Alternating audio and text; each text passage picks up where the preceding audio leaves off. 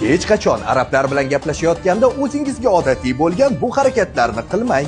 Ularning madaniyatida chap qo'l nopok hisoblanadi. Shuning uchun ham pul uzatish, ovqat yoki bu narsa uzatib borish mumkin emas.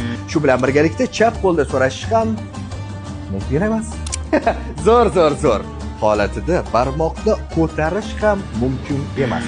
Chunki bu haqoratli belgi hisoblanadi. Hammamiz o'rganib qolgan OK belgisi ham mumkin emas.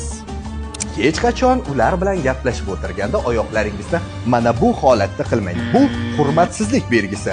Hamda oyoqlaringizni mana bu holatda ushlash ham mumkin emas. Chunki ularning madaniyatida oyoq kiyim poshnasi ko'rinadigan bo'lsa, nopok nuqta ko'rinayotganligi bilan teng bo'ladi.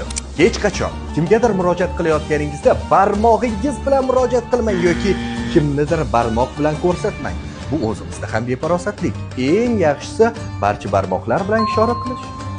Go'zal axloq va ijtimoiy odoblar haqida ko'proq bilmoqchimisiz? Unda sizga Shayx Muhammad Sodiq Muhaddisovning Ijtimoiy odoblar kitobini tavsiya qilamiz. Unutmang, insonlar bor axloqi ila qalblarda qoladi. Insonlar bor axloqi ila qalblardan qoladi. Safarga borishni rejalashtiryapsizmi? Unday bo'lsa obuna bo'lib qo'ying. Foydali ma'lumotlar va qiziqarli faktlar aniq kerak bo'ladi.